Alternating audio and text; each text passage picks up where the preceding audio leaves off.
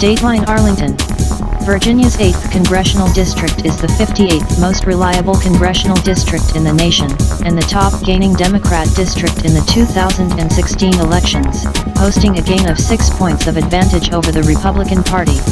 It is the Kingmaker, Death Star congressional district for Old Virginia, having decided the outcome of every statewide contest for almost 2 decades, but even some professional political strategists are looking at this 2020 battleground state and are thinking twice about the formidability of the progressive stronghold where a bookie would not place odds on a Republican picking up a congressional seat. First and the last Republican mayor in Alexandria was elected in 1872, defeating his opponent by only a slim margin of 87 votes, in what was referred to as the quietest election the city ever held. The last Republican presidential nominee to win in Arlington was Ronald Reagan in his first election. And, distinguished as the most diverse congressional district in the state, with also the most federal government workers, it is easy for most to see exactly why Republicans have been losing by a wider and wider margin since 1990, when they last held the congressional seat. Even with the most expensive race, exceeding $500,000 raised for a Republican challenger, Patrick Murray, in 2010, a 24-year Army veteran, the loyal opposition party failed to even to perform significantly better than they had in the past, resulting in only half the funding raised in his second try in 2012, which achieved the same result. What should have been the lesson learned in the after-action review is that the key to defeating the mighty Fortress Nova may not be measured in dollars and cents, silver, nor gold. But one lifelong Republican and retired Army Ranger believes that he has cracked the code key that opens the safe district. The challenge now, he says, is to not just to convince Republicans, but also to reverse a defeatist fatalism that has convinced disillusioned conservatives that resistance is futile, and that there is no way that they can win. On the battle timeline, the first phase line to cross for Major Mike Webb will be getting into consideration for the nomination, an application as a candidate for the convention in early May.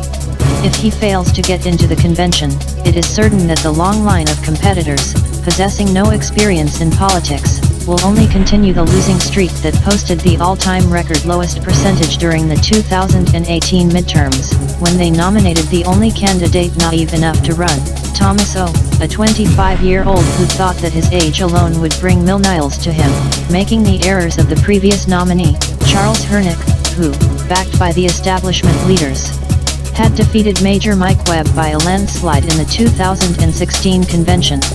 Current reports suggest that there may even be a challenge to Webb's entry into the competition for the nomination, as some leaders appear to be raising objections to his opposing their record-breaking loss candidate Ernest, who ran against Donald Trump and championed climate change, relying on his experience as a young environmentalist. One can only speculate why Northern Virginian Republicans have not embraced a candidate who even the liberal press describe as an unabashed conservative and a Christian, but perhaps the words of one former Arlington County Republican chairman sum it up: "We are not a church."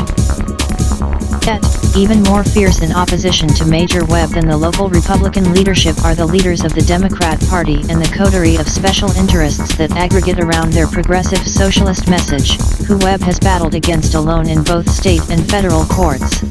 When Major Webb arrived at an abortion mill in Alexandria, it was testified in court that the Alexandria Police Department dispatched all available units to interdict a trespass in progress. When Major Webb challenged Tim Kaine in court, he retained a highly paid attorney from the best political law practice in the nation. And, in courts that have now barred him from entry, progressives resorted to a scorched earth stratagem to oppose him, incredibly even repealing a provision of the Civil Rights Act of 1964 and decreeing a public policy to fraudulently induce federal workers to withdraw their appellate rights when challenging an adverse personnel decision. Webb has delivered oral arguments before the state Supreme Court, an accomplishment many attorneys never experience in a career in litigation practice, interestingly on a complaint against the Arlington Public School Board, a district that required a federal court order to comply with the landmark Brown decision, in a complaint that arranged a queer marriage between protecting the civil rights of African Americans while also preserving the name on a high school that was alleged to be a symbol of white supremacy. precedent laid down in one of Webb's litigations even had progressive Democrats take the position that if you are an applicant to a federal job who is denied employment for whatever reason, even discrimination, you no longer have standing to challenge that determination in court.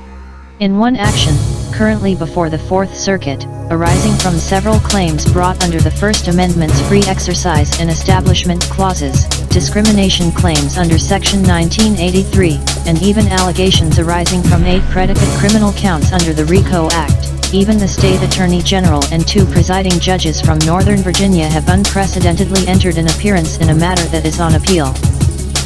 Going into the upcoming nomination conventions, Webb is yet determined to not just play the short game, but is looking to at least the victory of the president and flipping Virginia red in November, and, like his novel campaign in 2016, this retired Army Ranger is leading the way in bringing attention to the race in Northern Virginia, with what have been almost weekly appearances in the press, local and national. Webb had attempted to convince the local Republican leadership that running a parachute candidate who did not come out of the gate until May in Virginia's 8th congressional district was the practical equivalent of launching a jumbo jet during an ice storm from an aircraft carrier, but, like in 2016, they decided, for unknown reasons, to reject his advice. But, if fortune favors, and God is willing, Republicans may yet do something different from losing in 2020 if Major Webb has his way. Copy is for closers. A. I. D. A. Attention. Interest. Decision. Action. A. Do I have your attention? I know that you are interested.